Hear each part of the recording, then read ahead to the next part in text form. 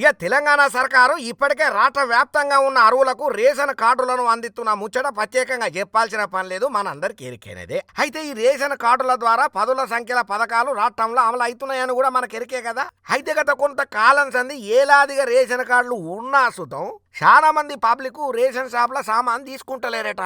ఇక ఇసోంటోళ్ళందరి మీద తెలంగాణ సర్కారు బాగా ఆలోచన చేసి కీలక నిర్ణయం అయితే తీసుకున్నది.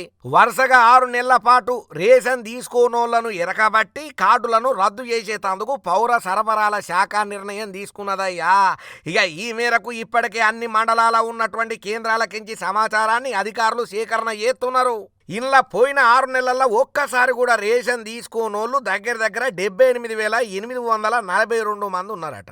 ఇక దీంతోని అర్రే వీళ్ళు ఎందుకయ్యా రేషన్ తీసుకుంటలేరు, ఏమిటి కోసానికి తీసుకుంటలేరు, తీసుకోనీకే వీళ్ళకు టైం దొరుకుతలేదా, లేకపోతే తీసుకుందామని పోతే రేషన్ షాపు డీలర్ ఏమన్నా ఇత్తలేడా, ఉగాల అది ఇది కాకపోతే రేషన్ కార్డు లబ్ధిదారునికి రేషన్ షాపు డీలర్ కి మధ్యలో ఏదన్నా గోల్డెన్ సప్పుళ్ళు ఉన్నాయా అనే డౌట్ అనుమానాలు కూడా గట్టిగానే ఉన్నాయట సర్కారు మైండ్లా. ఇక ఇట్లా రేషన్ తీసుకోనోళ్ళ కార్డులను రద్దు చేయాలని కూడా ఆలోచనలు చేస్తున్నారట. ఇందుకోసానికని చెప్పి పౌర సరఫరాల శాఖ అన్ని జిల్లాల కలెక్టర్లకు నివేదికలను పంపి క్షేత్రస్థాయిలో విచారణ జరిపినరట.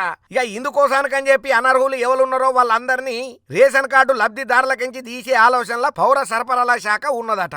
ఇంకా అంతనే కాకుండా ఈ రేషన్ కార్డుల లబ్ధిదారుల కూలీలు సుతం ఉన్నారట. మరి వాళ్ళెందుకు రేషన్ తీసుకుంటలేరో ఎవరికి సమజైతలేదట.